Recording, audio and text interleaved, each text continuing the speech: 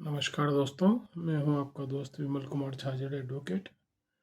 दोस्तों, माननीय सर्वोच्च न्यायालय ने हाल ही में एक निर्णय दिया जिसमें व्हाट्सएप के माध्यम से धारा 35 BNSS, जो पुरानी धारा 41 से CRPC थी, उसके तहत जो नोटिस देने की प्रक्रिया है उसको व्हाट्सएप के माध्यम से न दिया जाए, इस तरह के निर्देश उन्होंने दिए।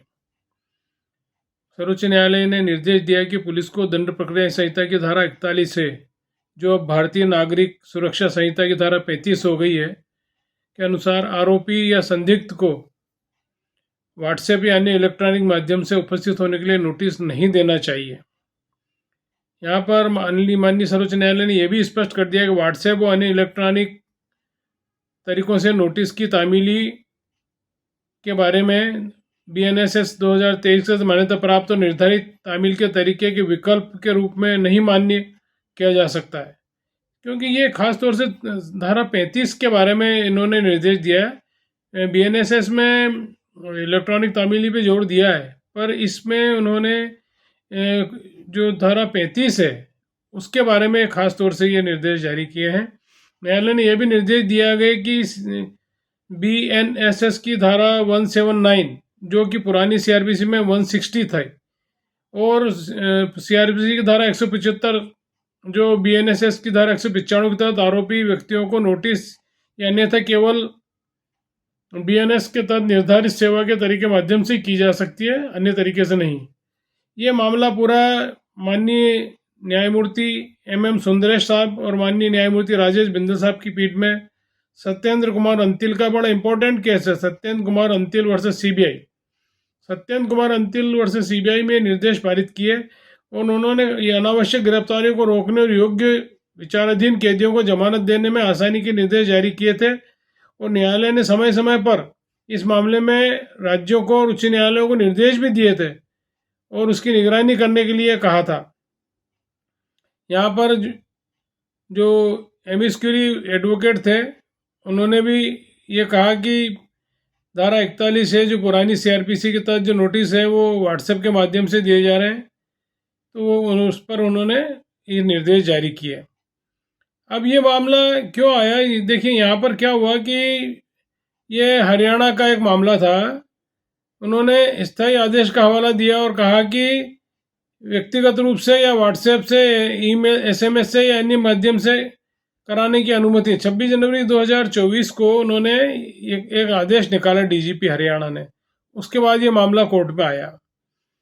तो सत्येंद्र कुमार अंतिल का बड़ा इंपॉर्टेंट जजमेंट है 2022 का। सुप्रीम कोर्ट ने उसमें राजेश कुमार बनाम विजयन तार्य के फैसलों को बरकरार रखा था, जिसमें उन्होंने कहा था कि इलेक्ट्रॉनिक और व्हाट्सएप से नोटिस,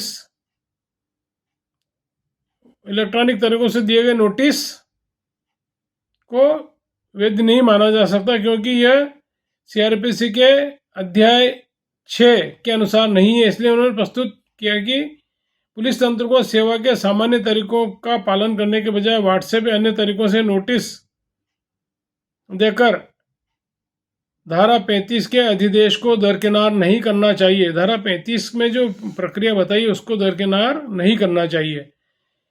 यह भी कहा कि नहीं, आपराधिक संहिता में परीक्षण जांच के लिए इलेक्ट्रॉनिक माध्यम से उपयोग की अनुमति देती है, लेकिन धारा 35 में BNSS के तहत नोटिस की सेवा की अनुमति नहीं देती है।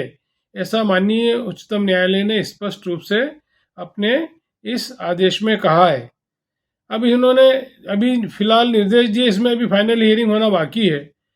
निर्देश में उन्होंने कहा कि सभी राज्यों, केंद्र शासित प्रदेशों को अपने संबंधित पुलिस तंत्र को CRPC की धारा 41 से या BNSS की धारा 35 से तहत नोटिस जारी करने के लिए केवल निर्धारित सेवा के तरीकों के माध्यम से एक स्थायी आदेश जारी करना चाहिए, तथा स्पष्ट रूप से किया कि व्हाट्सएप एवं इलेक्ट्रॉनिक तरीकों से नोटिस की सेवा को मान्यता प्राप्त करने और निर्धारित तरीके से विकल्प के रूप में नहीं मान्यता दी जा सकती है। यहाँ पर सुप्रीम कोर्ट ने सभी राज्य सरकारों और केंद्र शासित प्रदेशों को भी ये कहा है कि धारा 35 BNSS से संबंधित अपने संबंधित पुलिस तंत्र को स्थायी आदेश जारी करें कि जो गाइडलाइन राकेश कुमार बनाम विजयंत आर्य में दी गई है। अमनदीप सिंह जौहर बनाम दिल्ली राज्य एनसीटी में दी गई है। सख्ती से उनका पालन किया जाए। इसमें दोनों को इस न्यायालय ने सत्येंद्र कुमार अंतिल में बरकरार रखा था। सभी राज्य सरकारों को और संघ शासित राज्यों को अपनी पुलिस तंत्र को इस बारे में स्पष्ट निर्देश देने के बारे में कहा गया है। सर्वोच्च न्यायालय के निर्णयों के क्रियान्वयन को सुनिश्चित करने के लिए मासिक आधार पर संबंधित समितियों की बैठकें आयोजित करने का निर्देश दिया, ताकि इस न्यायालय द्वारा समय समय पर जारी तथा भविष्य में जारी होने वाले निर्देशों का अनुपालन सुनिश्चित किया जा सके। अब थोड़ा सा पुलिस के ऊपर जो समय समय पर सुप्रीम कोर्ट के निर्देश आते हैं उनके पालन की जिम्मेदारी बढ़ती जा रही है। और 21 जनवरी से 3 सप्ताह की अवधि के भीतर इसमें जवाब मांगा भी है। और अभी आगे इसमें 18 मार्च 2025 को इस पूरे मामले की फिर से सुनवाई होगी। तो मामला यहाँ धारा 35 BNSS के संबंध में है दोस्तों। तो इसमें अंतिम अभी और फाइनल ऑर्डर आएगा, जो भी निर्देश होगा। अभी फिलहाल उन्होंने धारा 35 के बारे में ये निर्देश दिए कि इसको व्हाट्सएप के माध्यम से, इलेक्ट्रॉनिक माध्यम से तामील नहीं कराया जाए। नमस्कार।